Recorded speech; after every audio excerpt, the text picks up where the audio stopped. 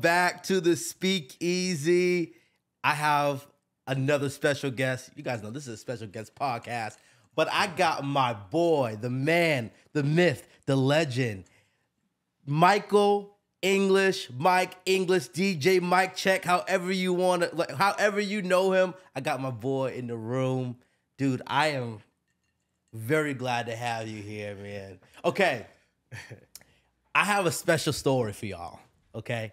So y'all don't know about this. So well, me and Mike are great friends. And you know, when I was dating, when I was single, you guys know I'm married. I've been married about 3 years, almost 3 years now. Me and my now wife were just kind of friends, right? Like we were just kind of friends. You guys probably heard you guys heard the story in me and Kira's podcast.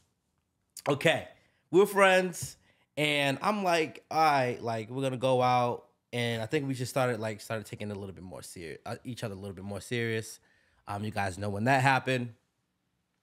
So I was like, yo, I want to go like support my boy Mike. Like he's DJing at the Unscripted downtown. Like let me go support my boy, right? And so we go there. Me and Kira had never kissed. We never, like, it was no kind of nothing. Like we ain't even never danced together. Like it's been like we were just chilling, right? So we go to, actually no, we weren't even taking each other serious. We were just vibing. We were literally just friends. This is when it went left. Okay, so we went to go see you know what I'm saying, support you. And bro, you know what I'm saying, you had the R&B music going. And I don't know what you did to take over my now wife, but then she started dancing on me. Like I was like, oh shoot. Mind you, let's be clear, like my now wife was a virgin.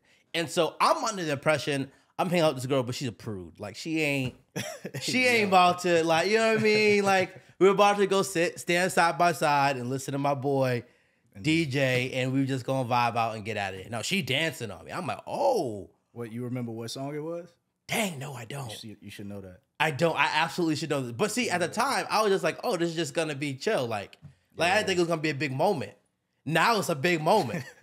Dag. Like now, I never thought I should know the song, but now I feel like I should know the song. It's anyway, so you playing, and you know what I'm saying, and she's dancing. I'm like, oh, okay, like cool, like. And so we sit down on the couch, and yeah, you know what I'm saying. You got the vibes are there at the Unscripted, bro. Like you set the mode. And so I'm like, you know, I have my hand on her back, and she had her hand on my leg, and she just kind of rubbing my leg, and I was just like, who's this girl? Like, who is she, bro? And she's like, you know, she's rubbing. I'm like, okay. And so I'm like, slowly getting my hand a little lower. Okay. You know what I'm saying? And then, you know what I'm saying, I make my way, you know, to the booty. You know what I'm saying? I just set my hand, I just rested there. First base. I'm just resting it there. And she ain't moved. She actually started rubbing a little bit higher up the thigh. And I was like, oh, okay. Like the whole vibe shifted. And so if you watch that last episode, you know, we got back to the crib. She wanted to hang out. And then she just started making out with me that night. Like it was crazy. Yeah. It was crazy. And it was all because you were DJing, man. I just want to cheers to that. Yeah. I need. You know what I'm saying? Now we got a child. I need my credit for that one. I for sure need my credit for that Now one. we got a child. So, y'all, I mean, when I had my podcast episode with my wife, one of the things I said and shared was like, dude, the most important relationship that you're going to choose is the person that you marry, the person that you have kids with, build a family with. And you've talked a lot about, like, I mean, even your work is around families, around creating infrastructure for families and where families are going to live and grow and thrive. Right. And I think that's really important. What characteristics are you looking for in the person you want to build with? That's a good question. I mean, character is everything, bro. Mm-hmm. Like that's, and again, it just goes back to like seeing someone's character unfold takes time, right? So I think, you know, I try to watch people from a distance a little bit, right? Before I even express any interest romantically, I I kind of like to see how you carry yourself outside of any, understanding that I'm interested in you. Because Okay. naturally it may change, right? Like how Right. you carry yourself when I'm around or what have you. Like that might change, Yeah. right? Once I express interest. Yeah. So I try to like see how you're received by other people first, right? So that'll give me a good indicator of, do other people trust you? Do other people want you around? How do you manage your relationships that you have right now? That is so good, Mike. Because I'm always leery of relationships, but especially relationships with women who don't got no friends. Yeah, yeah, If I don't like women, I don't like other. It's just like if nobody trusts you, right. Or if you don't trust, or if you don't trust nobody, and Yeah. my question is around people who don't trust nobody is what does that say about you? for sure, So are you not trustworthy? exactly. Like that just makes you feel like you're not trustworthy. Yeah, the people who don't trust can't be trusted, Yeah. for sure. Yeah, Because when you're saying nobody can be trusted, that means you're talking about you as well. That means you've done an analysis on your own character and decided that if I'm this way, everybody's this way. possibly. Like that's big for me. I gotta see what your village looks like. What is your immediate circle looks like? Who's pouring into you? What's their character? You know what I mean? And how do people receive you? Like that's the biggest You thing. just said a bunch there because there's a few subjects out that you're making me want to figure out which way I want to go. But regarding like who are your people, regarding how you act before you know I'm interested, says a lot because one, you don't know I'm interested, therefore you're not putting on your representative. Exactly. And somebody, a woman might put on her representative in the very beginning just because it's like maybe you might be interested at some point. Right. But after some time, now you start to get comfortable. Right. Right? Like if we out to eat with friends, like how you treat that waiter, right? Like exactly. who are your people? What do people say about you? Like what are your friends like? If I talk to your friend, like is your friend gonna say something crazy about you? Right. Right? Or are your friends ratchet? Like, get your friends, my friends, we all vibing, and y'all are like acting crazy. Like Right. that means there's something about them that's in you. Yeah, I mean, time reveals everything, but definitely just try to observe people naturally, right? Yeah. Like, without them knowing I'm interested.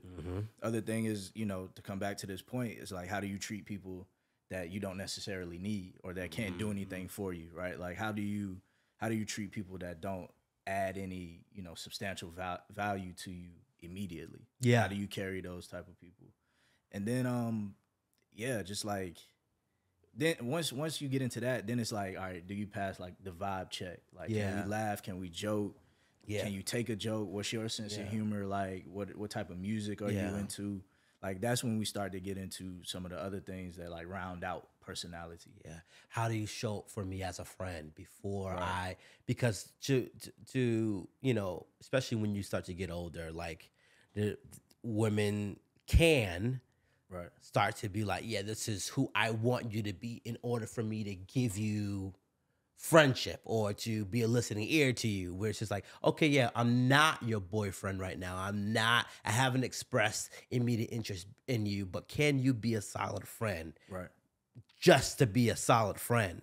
Right. Because there's gonna be times where it's just like, yeah, the romantic. I'm married only 3 years in, almost 3 years in, but it's just like sometimes it ain't all that romantic, and it's like, can you be a friend just to be a friend? And that's probably another thing you hit on is like practically, can you separate romanticism from like relationships, right? Like there are gonna be moments where we're romantic, right? Like, Yeah. we'll have those moments that you want, that I want, that we've seen the picture of like relationship goals. Like we'll have those, but then there are other moments where like the relationship side of things, can you handle like when things aren't as romantic, right? Can we live together? Can we share, equal benefits and burdens? Like that's the next step after we get through all the honeymoon and romanticism. Like, do you have that ability to navigate that part of the relationship? And that's huge. Like even like this like speakeasy sign behind you right now, like that's a gift from my wife. and it's totally not romantic, right? It's just you are my friend who supports me. Yeah. And you see something that I love and you're showing up for it, Bro. and you're supporting me in that, and you're investing in that, whether it be words of affirmation or like, encouragement or, oh, good job, or like, or you bought me the sign that you heard me say I wanted at some point. That's gold, bro. Like that's next level, relationship management, right? When you can hear someone say something that they need or that they've been thinking about and like feel that need for them, right? Like another thing for me that I look for is like, will you inconvenience yourself to benefit me, right? Like a big thing is like, will somebody cook for you, right? Like, or will you pay for the first date or get food or what have you? It's like, well, you were gonna eat anyway, right? So it's like that's part of your normal day. Like, if you happen to get me something, I'm cool. Like, I'm grateful. Don't get me wrong. Yeah. But like, for me to really be like, oh, she rock with me, she's gonna spend money, time, and inconvenience herself to benefit me, where it doesn't immediately benefit her or benefit her at all. And not worry about, would he do the same for me? Right. Well, I think that's okay, right? Well, Like the reciprocity should be expected. It's important, and it should be expected, but it shouldn't be a prerequisite for me to be who I already am. For sure. Right? I think it's really important, and I think we should flesh this out a little bit, because I think it is important to protect your heart. Right. I think it's important to make sure that any relationship that's in your life, there is reciprocity, right? I think that stuff's important. I think it's important to see that. But I do think it is important for someone to act like, I think it's crazy. And listen, come for me if you want to. But I don't believe like, oh, I'm not going to cook for you until we're married. Like, no, I just think you don't like cooking. Right. Like, that's just not who you are, right? Like, that's just not like what you like to do. You don't want to be that. And that's okay. Like, but don't think magically, like, you're like a guy going, yeah, I'm not going to pay for no date. Like, I'm not going to do that. Like, I'm not going to show up as a man for you, whatever, until we're married. It's just like, nah, bro, that's just not who you are. Facts. Because no matter how you show up, I'm always going to be me. Exactly. And that's one thing about what helped me choose my wife is like, no matter how I show up, because there's days where there's going to be seasons of life where I don't show up as my best self. I went through a depression when I was engaged to her because I got laid off, like from my job, but I had no job for months. Like I was sitting on the couch watching Netflix, right? Like, I can't show up the way you want me to show up. Right. Can you still show up the way you're showing? Like, you show up. Can you still be 100 when I only got 25% for you, baby? That's real. It's selflessness. Like, that's the character trait, to answer your question. Like, I definitely look for that. Like, are you selfless? Do you give? Because that's your natural position. Because that's your natural, approach to life, is to give. And, give from a authentic place and not begrudgingly, right? Like, don't give and then like, constantly remind like, oh, remember when I did that? Like, it's time to like, cash me out now, right? So yeah, I mean, that's a huge character trait that again, only time is gonna really show you if this person is naturally giving and selfless. And yeah, bro, you just gotta figure out creative ways to tease that out of the person that you're interested in. Yeah. And again, like, understanding their capacity and what they can give in this season, right? But it's like, and I think when you're dating, like, I think it's the best it's ever gonna be. Okay. That could be true. I think dating is the best, and I'm not saying it gets worse. Right. Married, I'm saying dating, you are kind of in an interview process, right? You are giving this person the best version of yourself, right? Like, I'm showing up because I want to keep you. I know in a minute you can leave. Like, both vice versa, like both people, right? They're giving their best selves. And like, when you start to add in a ring and marriage, and I can kind of take half of everything you got, and I can kind of, if I have a baby, then it's like, no, I can take even more of what you got. Then it gets a little bit more comfortable. Yeah, yeah. I can kind of be who I want to be. Right. I can kind of really be who I am.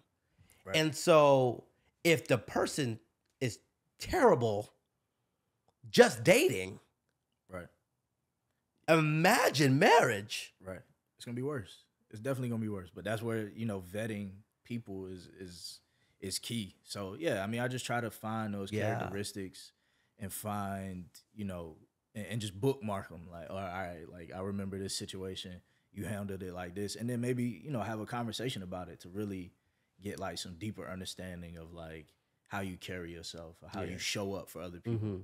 So yeah, it's your best. It's giving yourself the best shot at figuring out who the person actually is. Right. Like, who are you? Right. When you're not trying to put on for me, like, or like a question I would always ask is like, how are you gonna treat me when you mad?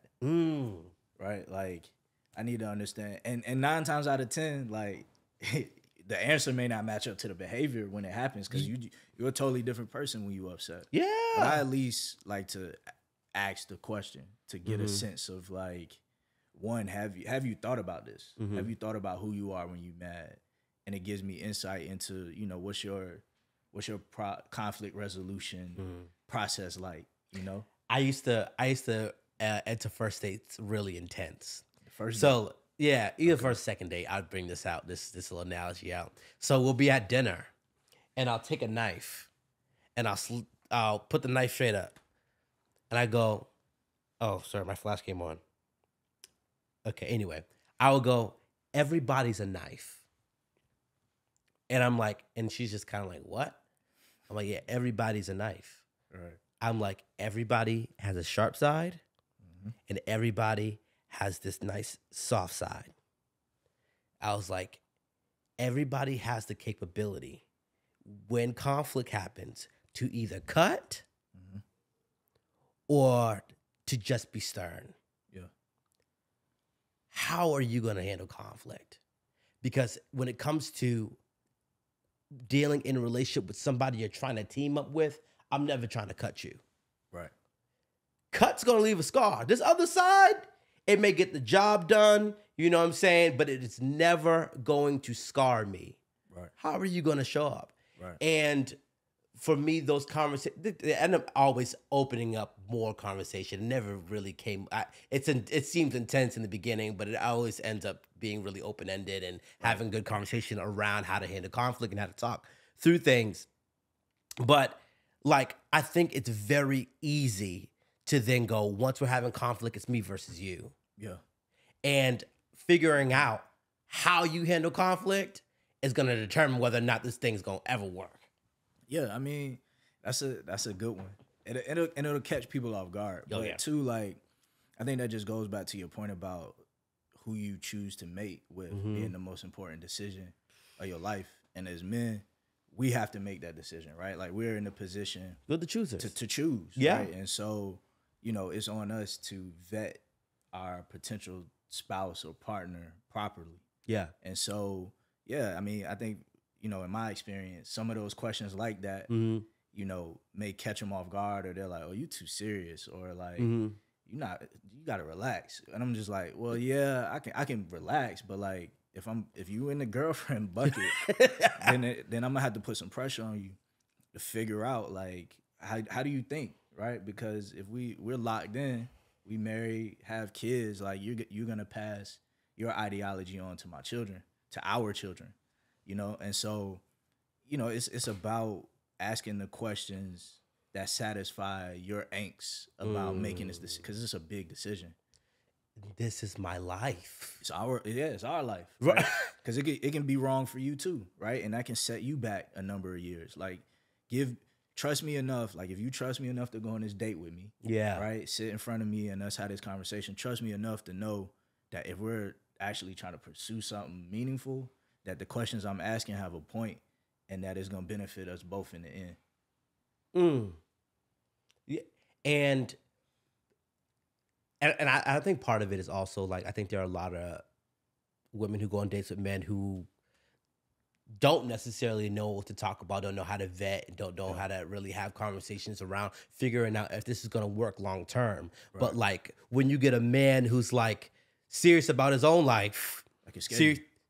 Yeah, it could scare you, right? Figure out what he knows what he wants to do with his own life, and he knows what kind of person that it's going to take to assist him in building what he wants to build.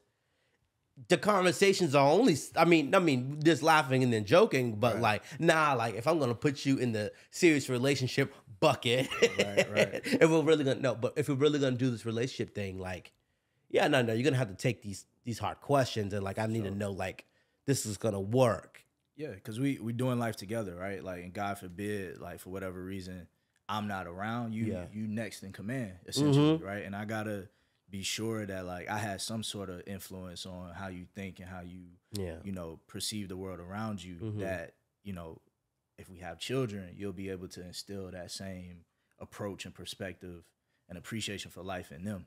And so, yeah, I mean, it could definitely catch people off guard, my approach or some of the questions I might ask. But again, if you're in that bucket, I'm gonna give you a heads up. Like, this is what kind of comes with it. Is like, I'm trying to, see what the long-term outlook is and where your mind is, so that we can both, be comfortable that we made the right decision. Like, that's really what it comes down to. Like, we both got to be cool with this decision. Yeah. Because you got options too, right? Like that, we all have the option to, be with each other, be with someone else, or be alone. Yeah. You feel me? And so, we got to make sure that, if we're going to jump into something, we need to know, like, this is something we want to jump into, because this is,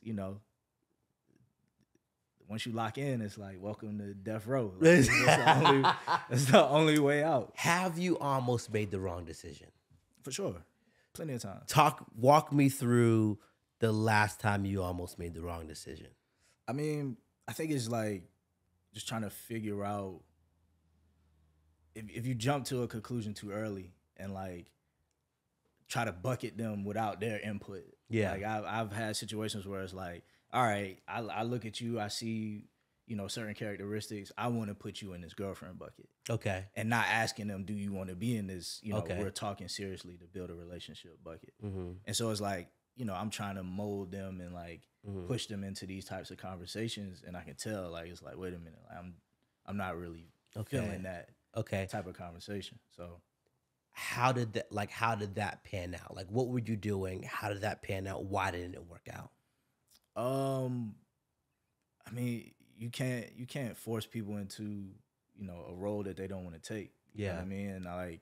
I've always been like fascinated with like arranged marriages, because it's built on responsibilities and roles. Yeah. And it's not necessarily built on like courtship and romanticizing, people and like sweeping them off their feet and what have you.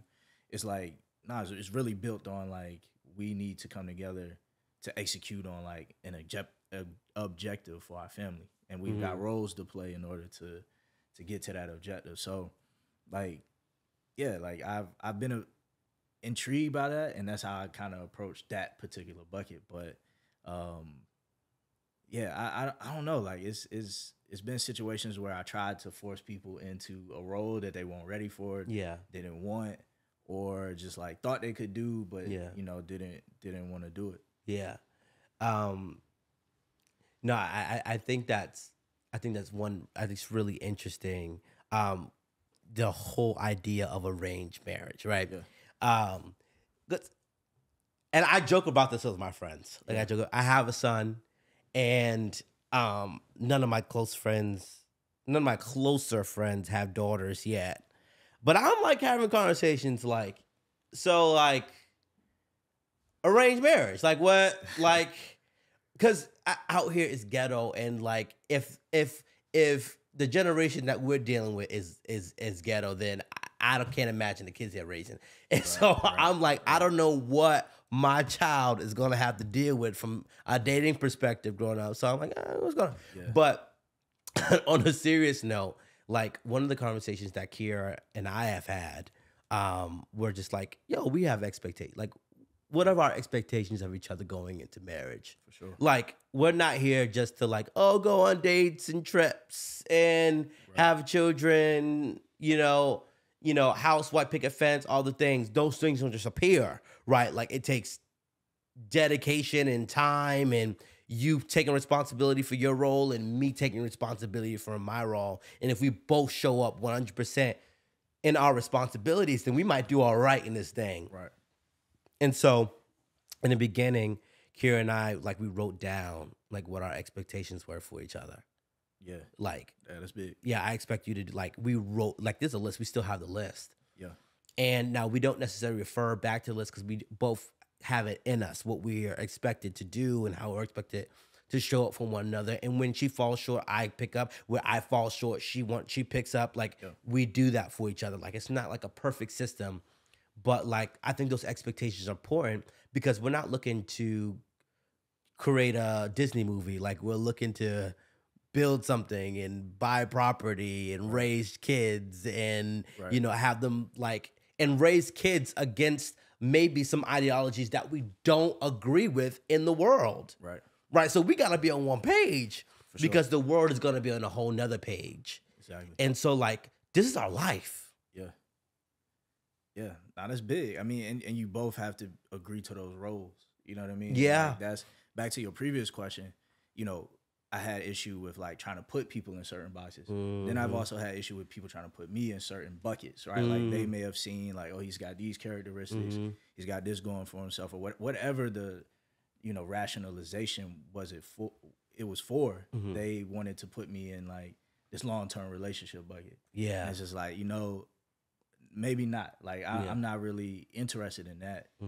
So let's figure out how to re-bucket this, right? So now, why? Why weren't you interested in that? I think, again, just time, shows everything, right? And so, again, in that process of getting to know somebody, there are characteristics that, are rest on the surface, during that vetting process that, appear good, right? And again, like I said, I like to kind of observe people outside of our relationship for a little while. But then even when we get in relationship, like, I got to see you throughout 4 seasons. That's always been my thing. Like, from literally from like a whole year, like, let me see you through 4 seasons, but then also like, let me see you in different seasons of your life. Like, let me see how you're going to respond when things ain't going too well for you. Right. And so, yeah, I mean, it would kind of shift. Like, if I see you handle a situation in a way that I know isn't going to be beneficial long-term for us being in a relationship, then I got to exit stage left. I got to tell you, like, all right, this is what happened, and then I got to be out. But in their mind, they're like, I want you in this bucket. Right. Right. Like, they're not able to like accept, where our relationship is going. Now, are you the kind of person who's able to share with a woman, it's not that I don't want a relationship, a long-term relationship. I just don't think a long-term relationship with you will work. Are you the kind of person who can do that? Because there's a lot of us that can't do that. We can't say, the problem is a relationship with you, not that. We just say, I don't want a relationship right now. Yeah, I mean, I haven't always been. Okay. Right? And it cost me. You know what I'm saying? Like, it cost me heavily. You know what I mean? Like, one situation where I knew I should have took, left completely. But I was just like, nah, let me see where it goes, see how it pans out, if there's changed behavior or what have you. And it ended up, costing me exponentially. What did that cost you? I mean, it was a situation of just like my family being involved. It was a false paternity case, essentially. Whoa, hold on. Yeah. Like she pretended like she was pregnant. Pretended she was pregnant. So okay, so you're gonna have to bring us back to the beginning of this. Yeah. Okay. Yeah. So yeah, I mean, it was just a relationship where, like, we had been dating for a while, things were going good, and then things weren't going good, right? Like, for whatever reason, we started to grow distant. We, weren't spending a lot of time together, what have you. And I was like, all right, let me reset. Like, let's take a step back.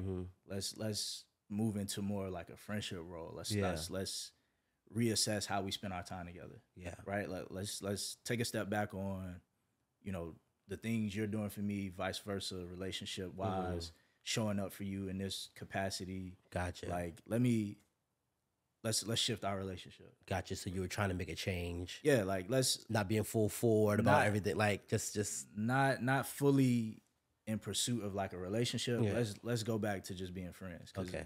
obviously, like the tension that we are encountering as we try to build to like a relationship in this relationship Yeah. bucket is causing us to not even like each other no more. Right. And like above anything else, like I rock with you as a person. Yeah. Right. So if you being in this relationship bucket means we gonna be enemies and not cool no more, I'd rather put you in this friendship bucket and we can still be cool and benefit, you know, from our relationship and cut the romanticism, you know, aspiration out of it. Okay. And so that was the conversation. It was Yeah. just like, look, let's just like redirect this energy somewhere else. Let's just be friends. Yeah. Essentially. And, you know, that wasn't really what she was into. She was just, you know, the conversation went well, but I think in her mind it was like, okay, he might be trying to like Leave me. in the relationship, right? Yeah. And you know, the way she justified trying to keep the relationship going, which I believe might have been like a pure intent, right? Like there might have been genuine love there, but I think the way she went about trying to you know, execute on that love or that, you know, wanting me to be around, just it went left, right? And she lied and manipulated people, manipulated me, my family to like try to stay connected. And that's not the way to do it. So she told you that she was pregnant Told me she was pregnant. in order for you to stay, In order, yeah. to keep you in her essentially. life, and to keep Yeah. all that came with you in her life. Or this idea of like family. You know what I mean? I think that's what, you know, resonated with me kind of when everything came out that it was, you know, a false paternity case was like, you know, I could on one hand I could believe it's like, oh, I'm so great, she wants to be with me, etc. Right? Like and boost my own ego. Or I could look at it as somebody who, you know, was just longing for family. You know, to your point, may not have had anybody to call. Dude. And was able to see like, you know, how tapped in I was with my family, my friends, and wanted to stay connected to that.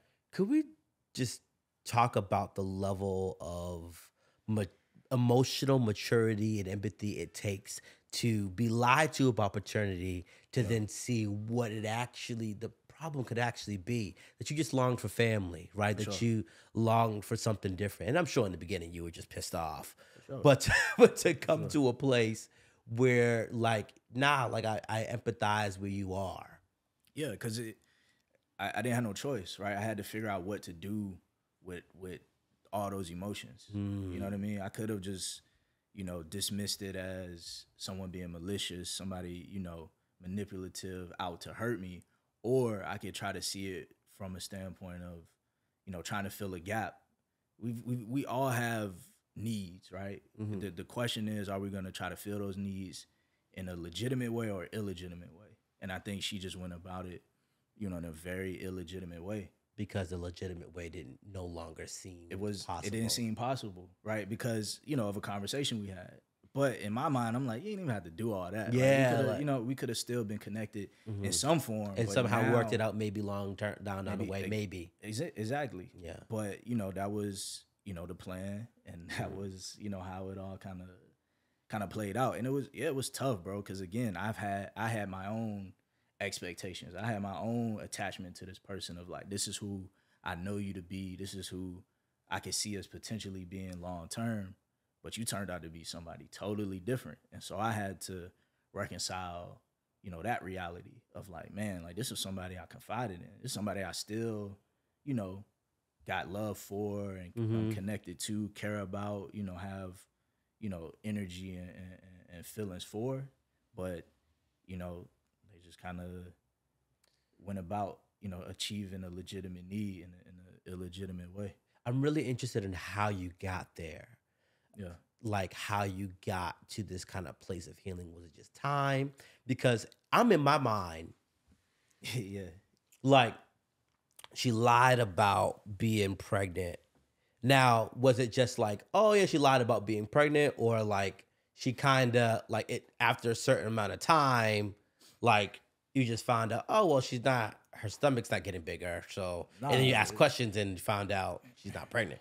yeah, no, I mean it was a legit like full term like show, for lack of a better word. You know, it was this idea that like, hey, you know, I'm pregnant, I'm gonna carry this act out throughout its full term. So I'm thinking legit, like she's pregnant, saw the belly, which turned out to be like A false belly. false belly. So, like how do you have a false belly? Do you order it? You order it, bro. You order the junk. Order it. Yeah, it's wicked out here. The internet is a wicked place. So she, wait a minute.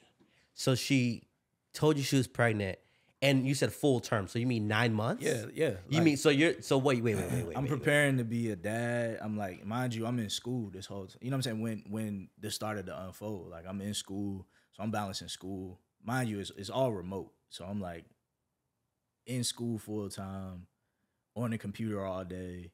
Yeah, essentially preparing to be a dad, and then ultimately, you know, come to find out, you know, that none of it was ever true. You know, police got involved. You know, hospital systems got involved. Like it was a big like crash out type situation when I found out that it was all a lie.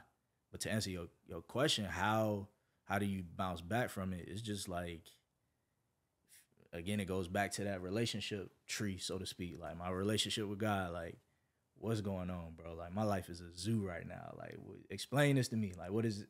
What am I supposed to take from this situation? Other than this is a complete waste of time, waste of my energy, etc.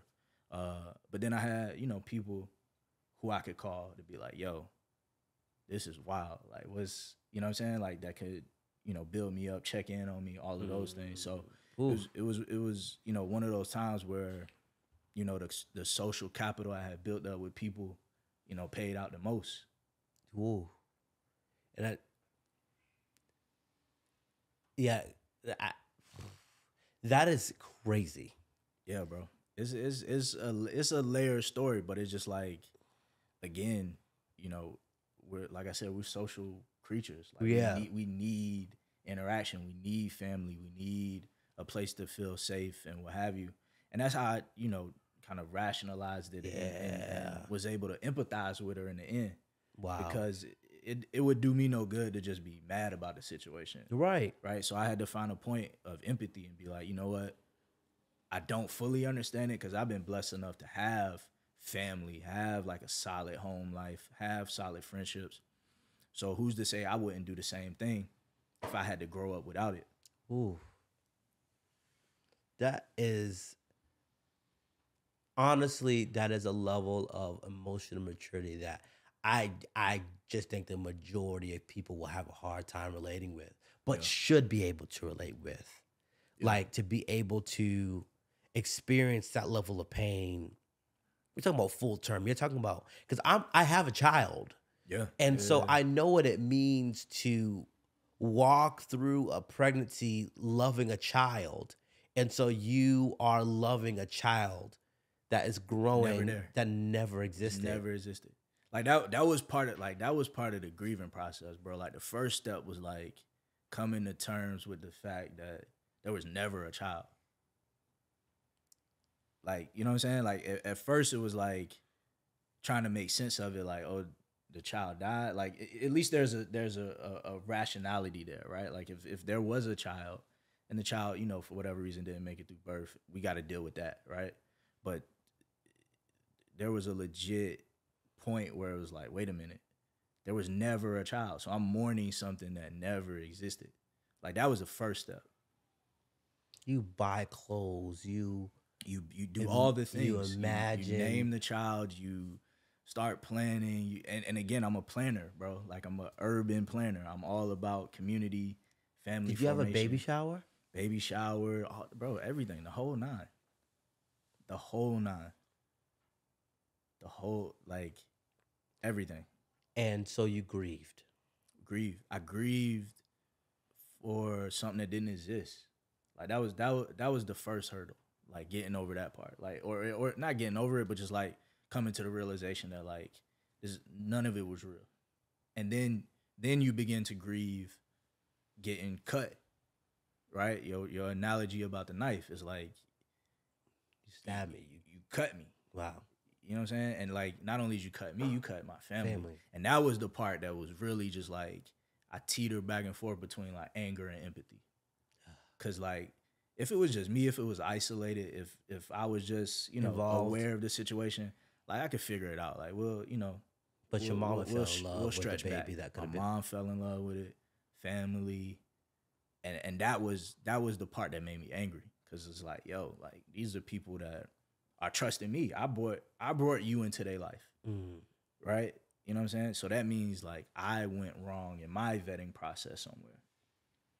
But you know, again, like you think, you know, people have your best interests at heart when, you know, the reality is everyone acts in their own, you know, best interests. And at some point that could cost you. So yeah, bro, it was wicked. It was Now, what? And now with all the details, yeah. when I'm sure there's obviously one can put together some of the details that were in there. If you've ever had a child, you know, you know how that might feel. Now that you're healed and now that you're able to empathize, well, you've grieved. And I think part of the reason why I wanted to ask more questions about the actual situation is because, like, I think it's a little unrealistic to go from that to, yeah, like she probably just needed family. Nah, like, Right. Yeah. nah. I grieved. I hurt. Yeah. I felt yeah. the sting of like my child, who I felt like was an actual child, never existed. I felt the pain of being stabbed. Like I went through the process. I got with my community who loved me, and they tried to like build me back up. So I can imagine. Like, did you spend days in the bed? For sure. I think like the next day, ironically, bro, the wild thing is like when everything came to the surface that it was all, you know, a lie. It was Father's Day. It was Father's Day. It was what, bro. It just kept it layered on, bro. It was so wicked, like it just layered on. But yeah, bro, like I think the first day or two afterwards, you know, I just remember just crying, just like bawling, just out of nowhere. Cause I think like during that time we had, you know, me and my boy, we throw cookouts and fish fries all the time. And so we had some people over and, you know, one of our homegirls brought her daughter over. And I just, for whatever reason, just like thought of that and just started bawling. It was a daughter Yeah. that you're supposed to have. Yeah. Quote unquote. Yeah, right. But yeah, I mean, it was a heavy grieving process because you so confused. Because it's like, bro, I would have never put you into a situation like that. So to be, you know, navigating a relationship where, you know, your intentions are pure, right? Like we sat down, we had a conversation. It's just like, yo, I appreciate you. I value you enough to say, look, let's reassess our relationship so that we don't end up hating each other instead of like, you know, being grimy or stepping out or going ghost or whatever the case may be. Like my intent was to preserve your humanity in all of this, but you couldn't reciprocate that, right? So not only did you hurt me, you hurt my family, but yeah, bro, it was a heavy grieving process, heavy. Not just me, my family. I had to console my family, my mom, my brother. Like it again, like I'm the oldest grandchild, so it's like a lot of people like, hey, bro, when you gonna have a kid? So to finally like build up that excitement in the people who care about me, like the hardest thing I had to do was like, this is wild. I had to hop on a conference call, 30, 40 family members, and just be like, yo, this was all a lie. Like, old girl was never pregnant. Like, Okay, just how did you find out she was never pregnant? I mean, this was like, you know, police got involved, hospital systems got involved. Cause I mean, you know, without getting into too many of the details, it was carried out. You know, the deception was carried out completely. What is completely like to delivery? Yeah. Like that's what I was told, right? Like I was told, you know, I delivered the baby didn't make it. So it was layers of like lies and manipulation that went into trying to keep this story going that like I was actually pregnant when the reality is, and you know, the hospital told me like she was never pregnant.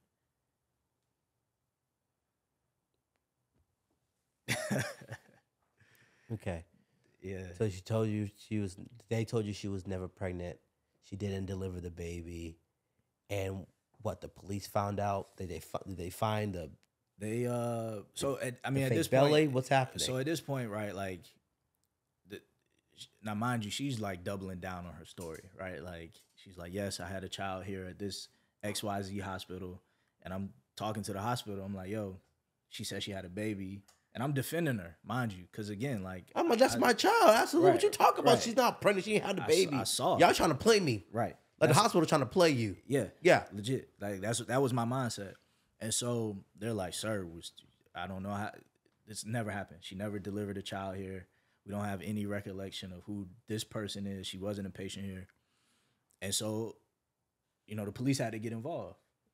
Because again, I'm arguing them up and down like, yeah, this is true, but it's actually not. So the police get involved. Long story short, they take her phone. And, you know, in the phone is, you know, everything you've done since you had the phone. And so they found out like, oh, she like ordered a false pregnancy belly off Amazon, and that just blew the whole thing up right there. Now, I hope nobody can know that going. Yeah, no ideas from this. I need you guys to see the amount of pain that this can cause. Like, Nah, this is traumatic. yeah, No, this is traumatic, yeah, bro. Mike. And so my question is, how does one date again? Like, I don't know how to.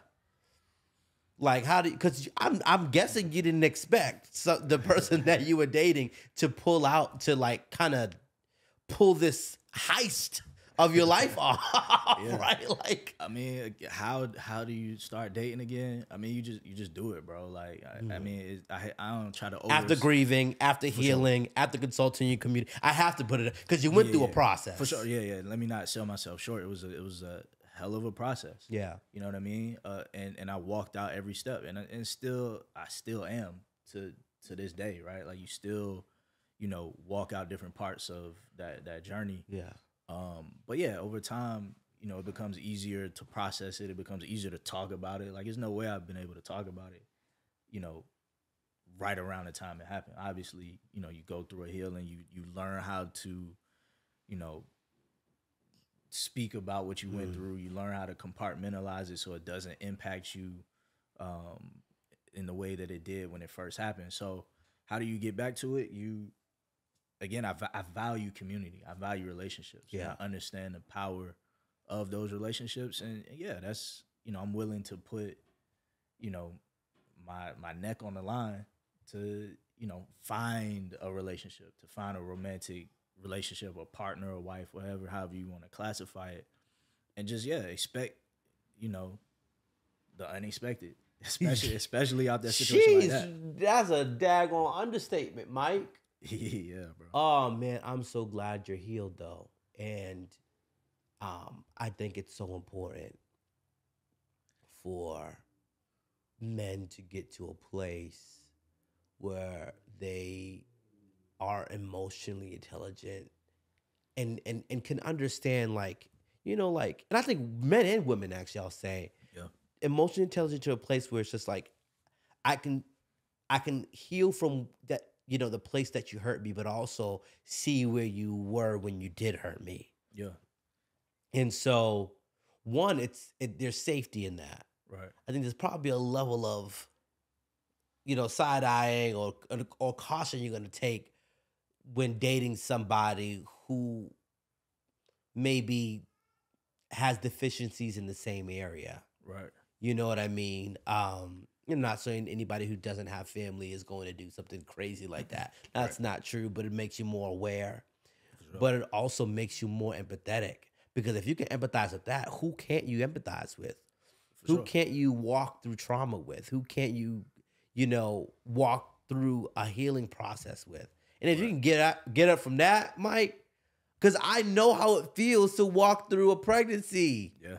with a woman and love the child before it even comes out. Yeah. to imagine yourself as a dad before you're a dad. Yeah. Right? To pick out the clothes and Yeah. plan the baby shower and to tell your mama and your mama cry and be excited that she's going to be a grandmother and she's going to raise that kid with you and she's going to, all of the things. Yeah. And so if you can heal from that. Yeah. I mean, it won't easy, right? Like to condense it into, a talking point is, definitely sells the process short. But I mean, I think about like false paternity is an issue, right? Like there's a societal issue around other men who have gone through similar things. And in some of the situations that I've researched since, this situation I've been involved in, it's like you got guys who like actually raise children. That's not theirs. That aren't theirs. And they find out through whatever means, right? And it's even more devastating because now you have a legit relationship. You feel what I'm saying? And so, I try to put it in perspective, man. It's just like it could have been that. You know what I mean? Like it could have been a situation where I actually grew to love this child and had the child, and it turned out not to be mine, right? Like, so I hate to like play the struggle Olympics and say it's not as bad as that situation, but it was devastating for sure. And like that's the thing, bro. It's like I think the biggest thing I learned about myself was like I was able to, because mind you, I'm still in grad school. Like I'm knee deep in like getting 2 masters at this time. You feel what I'm saying? And so it's like I had to snap back into, some sort of mode where I was able to compartmentalize it pretty quickly.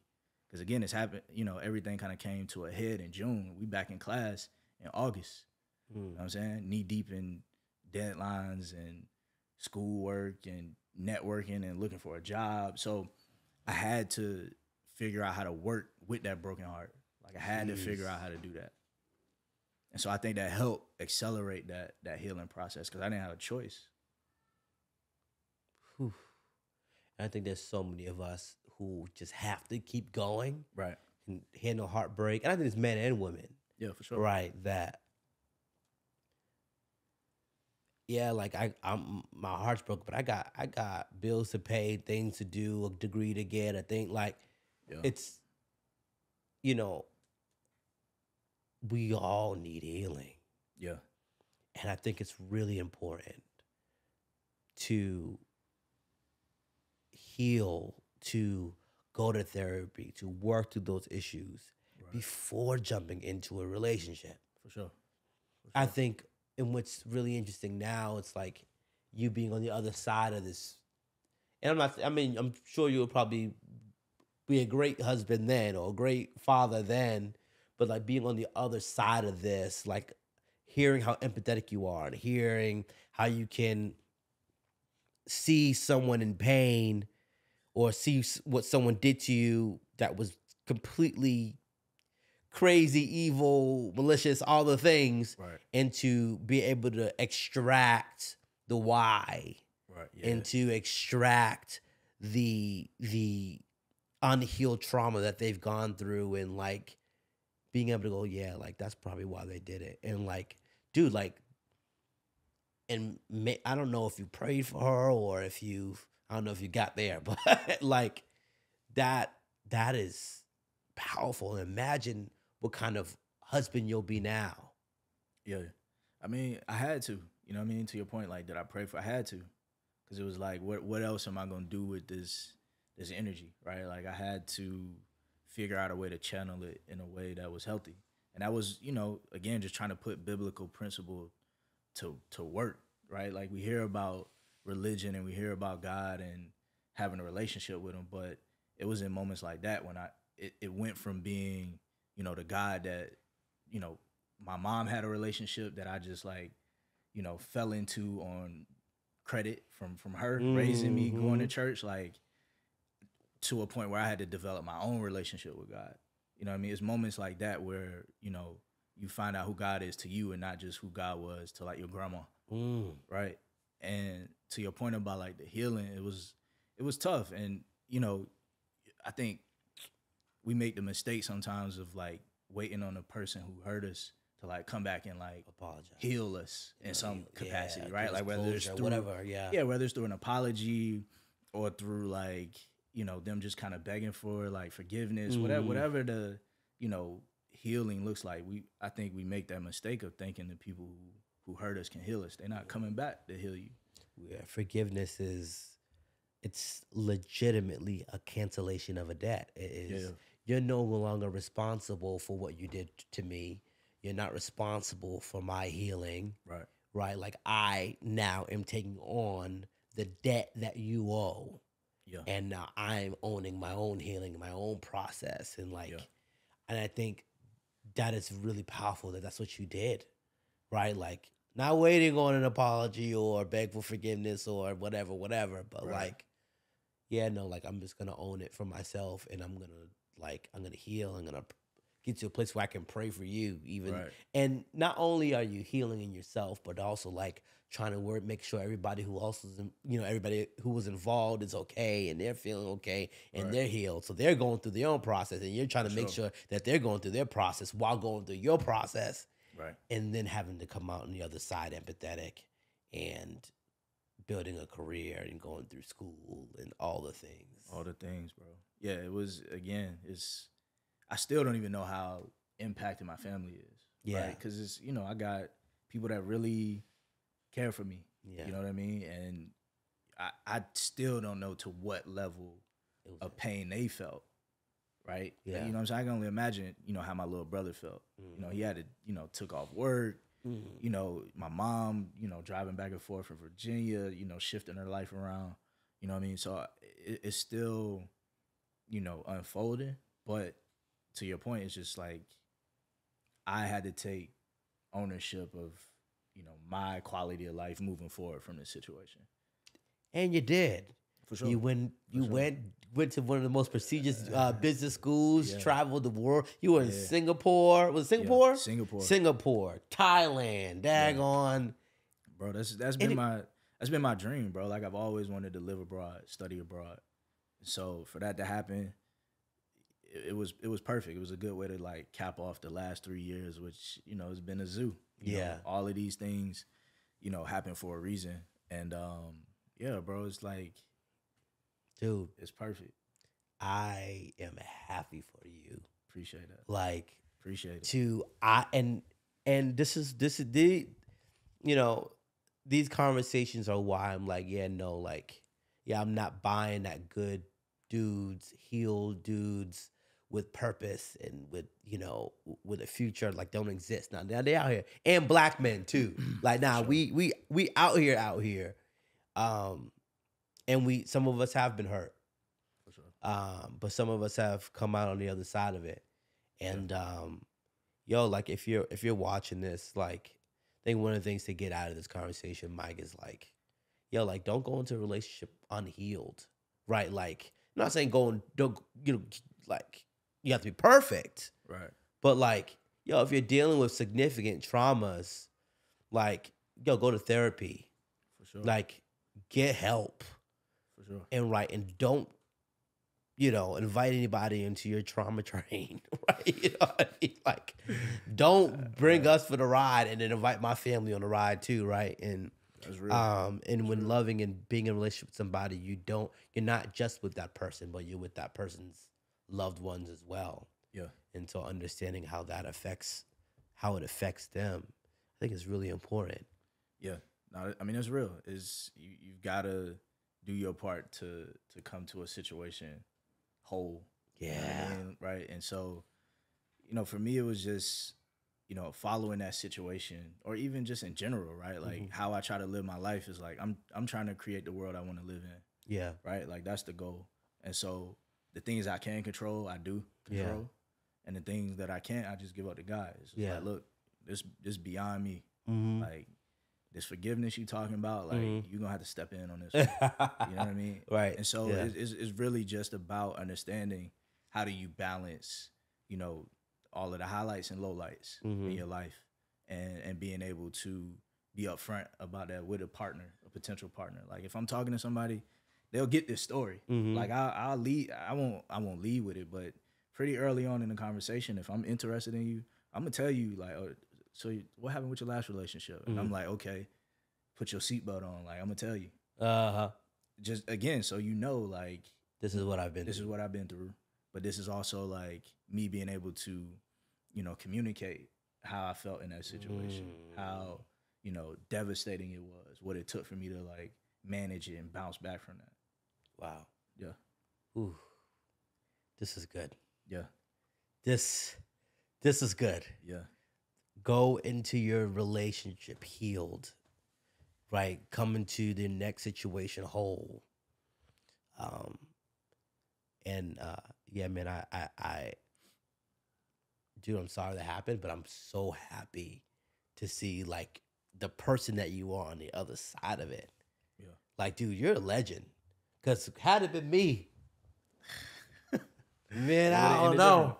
And that's the I don't know, bro. That's the thing, bro. Like, again, we fresh off Father's Day, you know what I mean? And so when we think about relationships and we think about, a man's place or role within a relationship, we rarely think about situations like this. Yeah. Where the guy is the one who experiences the pain, the trauma and the pain, right? Like, so much of like media would have you be convinced that like we're the repository for all evil. Like we the ones causing all the pain. And it's like that's the importance of like what you're doing and like new media in general, right? To have these types of conversations, to be like, yo, appreciate there are situations in which we're like the man involved in this relationship isn't, the enemy to this woman. He didn't try to oppress her. He didn't try to hurt her. He wasn't malicious to her. In fact, it's the exact opposite. And I think that's, unfortunately, like some of the conversations around, relationships and like masculinity oftentimes just paints the guy as like the repository for all evil. Like, you're the reason why she did that. Yeah. Like somebody may hear this conversation and be like, well, what did you do to her to make her? Yep. It's gonna happen. Right. Yep. And so it's just like, again, like nothing I could have said, nothing I could have done, justifies this type of behavior. Absolutely. Right. Like, it's not even my character again, but that's just kind of the unfortunate, reality of like how some people approach relationships. It's just like, let me be on guard because, I was raised to believe that all men are, malicious and out for self and gonna manipulate you to get what you want, get what they want, and then throw you away. And it's like that's not the case. But again, that's the power of new media. And what you're doing here is like, I hear the noise of like there aren't good dudes out there or what have you, but it's like, nah, that's not the case. And in fact, like there are situations where like, the woman wasn't like actually on her square either, what I'm saying, or was malicious in her dealing in the relationship. And so yeah, bro, like, my thing is just trying to, share that story. Because, like I said, false paternity is a thing. Like it's a real thing. That's a thing. Like, some guys have, like, to your point, like, it couldn't have been you. Yeah. Like, some guys have given up. Some stronger men have, like, done worse things. For less situations. Oh, absolutely. You know what I'm saying? Like, there have been situations where dudes have, like, crumbled under less serious situations with a significant other. Yeah, I'm not sure what I would have done. I'm just being honest with you. I'm not sure. Some people never come out of that depression. Yeah. Some people never, bounce back from that type of, pain. So yeah, for me to share it and be able to help the next person who might have dealt with a similar situation, like that's really the key. And that, for me, that was like extracting the meaning out of the situation. It's like, all right, bro, like you've got the resolve to like make it through this situation. You've got the mental fortitude to like bounce back from this. Yeah. So like at least share the story. Yeah. And let other people know like, all right, it's possible to be able to bounce back from a situation like that. Wow. Dude, I appreciate that. Like I appreciate this very, very long or very good conversation. Yeah. I mean, we've been talking, and this is how it always is, bro. Always. It's always like that. Every time me and you get together, we get talking. And dude, I appreciate you. Thank you for gracing this speakeasy. For sure. Mike English, DJ Mike Check, that man, the myth, the legend, man. I appreciate you. No doubt. And listen, again, like, subscribe, comment. We just took you for a whirlwind, a roller coaster. This is crazy. But hey, this is the Speakeasy. Love y'all. See y'all next week.